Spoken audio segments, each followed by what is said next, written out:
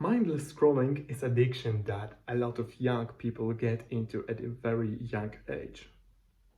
What happens if we start to scroll every day for a few hours? What happens to us? We are started to getting lost. We get a lot of brain fog. We cannot focus on doing harder tasks in our everyday life. We become consumers. We are focusing on constantly consuming, and in everyday life, we are constantly seeking more, more, more. What does it mean? There is some kind of healthy drive that guides us in life to achieve more, to be more, to improve ourselves. But that is not the case when we are feeling not abundant and we cannot enjoy any moment because we are constantly seeking for more dopamine, we are constantly seeking for more stimulation. What happens in this case? We become extremely unhappy. And see, most young people who are addicted to their phones, to social media, are extremely unhappy. They won't tell you this directly. But what happens if we don't express ourselves? What happens if we don't create? What happens if we're not busy doing things that we love, that we enjoy, or spending time with valuable people? For young people, boredom is unbearable, sitting and doing nothing. So, in order to do something even more stupid and more, you know, the no without sense, they start to scroll. Because when they start scrolling, their brain, their brain rationalizes it as simply doing something, so they are feeling productive. Okay, because these mechanisms work in a way that when we start to do something no matter what, our this monkey brain starts to feel productive. And when we are feeling productive, we feel some kind of satisfaction. Even if you do some bullshit like scrolling your phone, it's still better for your monkey brain than doing nothing, than sitting, contemplating, meditating, discovering your brain, discovering yourselves, your thoughts, your patterns, your beliefs. It's more attractive for your primal brain to scroll, to get into distractions, addictions, to stimulate yourself.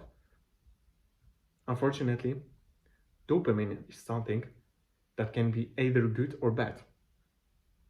Of course, in a sense of neurochemistry, it's the same thing, but it varies upon how we deliver ourselves this dopamine, either through doing some tasks, missions, realizing ourselves, breaking our barriers, or we deliver it through addictions, through gossiping, in toxic ways.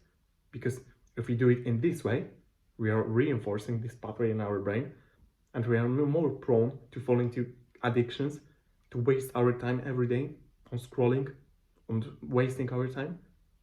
Or if we are trained to do these harder things, to break our barriers, to change our life, to help others, this is the healthy way to deliver dopamine, to feel satisfied in our life. So, especially as young people, we need to choose what we are choosing: cheap dopamine or long-term expensive dopamine. Expensive because this will not make you satisfied in a moment, because you have to work in order to feel deep satisfaction. In order to get this superficial instant satisfaction, you can get on your phone, you can scroll, you can stimulate yourself. Nobody is perfect, and even these super successful people are sometimes scrolling, but they are also doing a lot of other profound things. Sometimes we all fall into this trap, but the most important thing is to realize that we fall into a trap, not to rationalize it in a way that that's completely normal, that we can scroll, it's just several minutes a day. No. Usually when you get into statistics, it can be the fact that you're scrolling a few hours a day. You spend a few hours a day on social media. And are you creating something, or you're just consuming? And maybe you're rationalizing yourself that you're learning something, that you're watching it to get inspired. How many inspiration do you need to get started? You need to get started in order to get inspired. Because your biggest inspiration should be yourself. You should prove yourself how you are able to overcome your weaknesses, how you are able to overcome your bad habits, your addictions, how you are able to change the way that you spend your free spare time. Our free time is very precious. Our time is not money. Our time is life. Because time and energy are two most important assets that we have in our life. Time and energy. If we can use these two, if we can master these two, I don't even need to say what happens. When we stop wasting these two resources, we get a lot of energy, a lot of inspiration, we get a lot of ideas. Because usually we compulsively spend these two things. If you feel too low energy, you're compulsively looking for ways to get more energy. So drink coffee, maybe jerk off, watch pornography, maybe eat something. But that's not always the case, because usually we get low energy because we think a lot.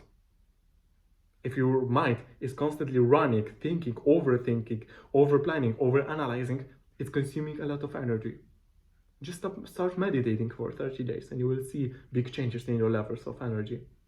Take care more of your body, start training more, your energy will be higher. But here comes another problem. What happens if your energy is too high and you don't have idea what to do with this? You fall into the same trap. You start compulsively doing things just to get rid of this energy. But here is the key, to harness it and to use it in a conscious way.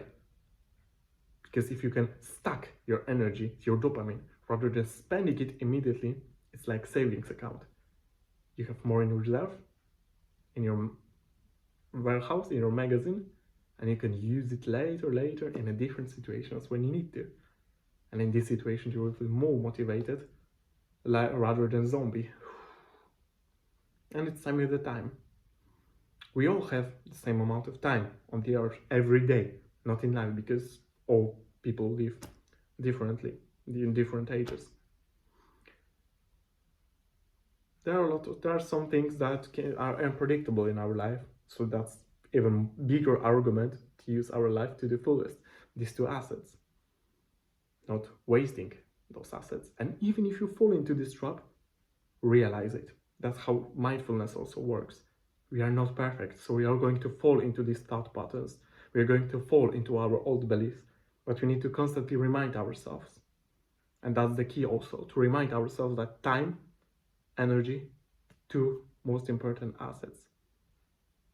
And maybe with this also attention. But I will say still that time and energy, maybe clarity, but these two are the key. Have a great day. See my other videos and bye bye and subscribe.